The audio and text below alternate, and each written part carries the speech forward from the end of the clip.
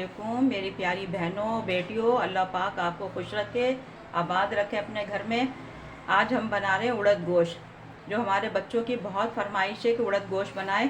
तो ये जो हमारे पास ये आधा किलो उड़द हैं, यानी उड़द इसको साबुत माश भी कहते हैं। और इसको ना मैंने धो के पानी में बॉईल कर लिया था, 1 चम्मच हल्दी डाल के। क्योंकि इनको बॉईल करना इसलिए ज़रूरी होता है कि इसके अंदर इस तरह से ये निकलते हैं, ये बाद में ये जो फिर हम इसको साफ़ कर लेते हैं, बिन लेते हैं। तो ये गुटके से खुटके से होते हैं, क्या कहते हैं इसको मेरी समझ में नहीं आता, लेकिन ये गलते नहीं हैं। और गलने पकाने के बाद अगर एक साथ हम बना लें ना तो ये मुंह में आते हैं तो बहुत बुरे लगते हैं खाते वक्त। तो इसको आप ज़रूर ये मद्देनज़र रखिएगा बात को कि ये उबाल के आप हल्का सा हल्दी डाल के उबाल लें और फिर उसको इस तरह से बिन लें, जैसे दाल चुनते हैं इसको चुन के निकाल दें। ये अलग ही नज़र आते हैं साफ़ करते वक्त। तो ये 1 चम्मच डाल के हल्दी, मैंने ये दाल उबाल ली है, माश उबाल ली है।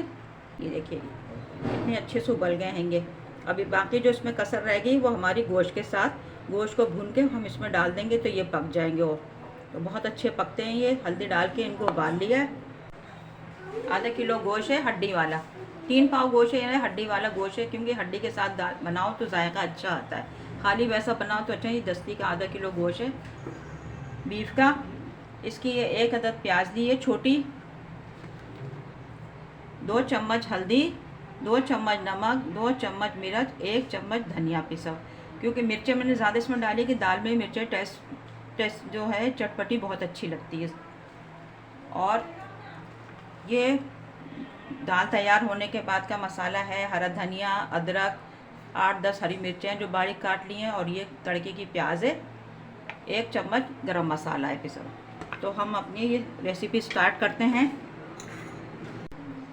ये गोश्त में डाल दिया इसमें, और प्याज और ये सारे मसाले इसमें जाएंगे।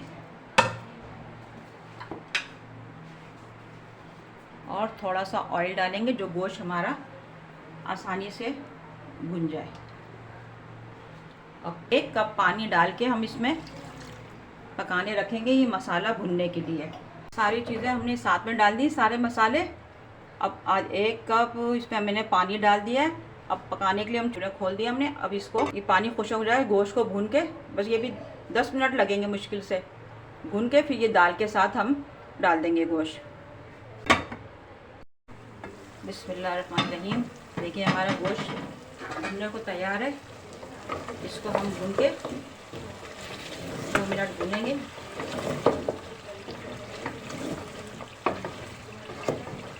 पानी खुश्क हो गया, प्याज भी इसकी घुल गई जो हमने डाली थी इसमें। अब इसको थोड़ा सा भून के हम, अच्छा इसमें ना मैंने 2 चम्मच लहसुन अदरक पेस्ट डाला है। आप ये नहीं समझिए कि आंटी ने तो उसमें डाला नहीं लहसुन अदरक का पेस्ट।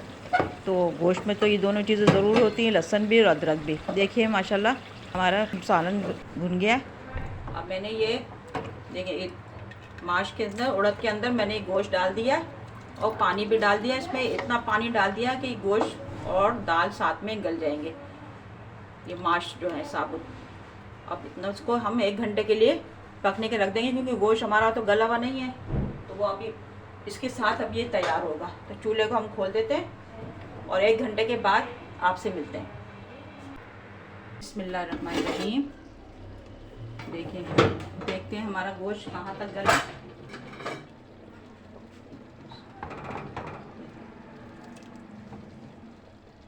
गोश्त भी माशाल्लाह गल गया, हमारी दाल भी गल गई है, उड़द गल गए हैं। इनको बस थोड़ा सा हम घोटा सा मार लेते हैं इसके अंदर, इसी तरह से चमचे से। तो हमारे उड़द गोश्त तो आखिरी मरहले में चल रहे हैं ये। अब ये इसमें हम डालेंगे हरी मिर्चें, अदरक, ये हरी मिर्चें और अदरक, हरा धनिया,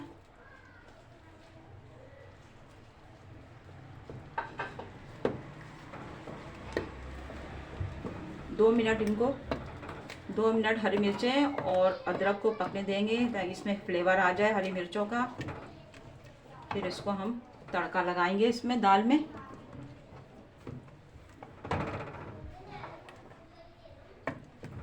इसमें हमने ये मिर्च डाल दी, इसको अब हम साइड पे करते हैं और हम भंगार तैयार करते हैं। इसको हम साइड पे कर देते हैं। फिर डालेंगे हम आधा कप ऑयल।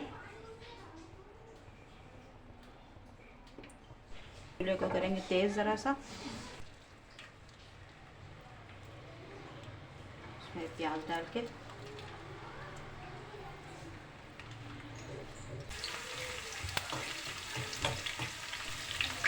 प्याज ब्राउन होने को तैयार है। अब हमारे इसको तड़का लगाएंगे इसमें। इसमें हम लगाएंगे तड़का। प्याज हमारी ब्राउन हो गई है।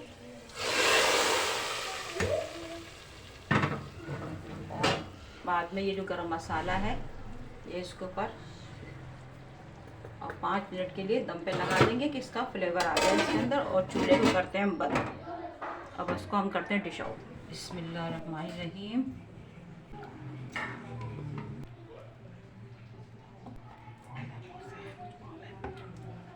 देखिए माशाल्लाह से दाल भी गल गई, गोश्त भी बहुत अच्छे से गल गया है। बिल्कुल आपको देख नज़र आ रहे होंगे कि उड़द जो है बिल्कुल घुले हुए हो रहे हैं। जिन लोगों की फरमाइश है उड़द गोश्त की, वो आज माशाल्लाह से उनकी फरमाइश पूरी हो गई। इसको चावलों के साथ खाएं, नान चपाती के साथ खाएं, बहुत मज़ेदार बनते हैं उड़द गोश्त। आप ज़रूर ट्राई करिएगा। मेरी रेसिपी को फॉलो करिएगा। मेरे चैनल को लाइक करिएगा, शेयर करिएगा, कमेंट्स करके बताइएगा कि आपको मेरी रेसिपी कैसी लगी। मिलेंगे नेक्स्ट रेसिपी के साथ। दुआओं में याद रखिएगा। अल्लाह हाफिज़।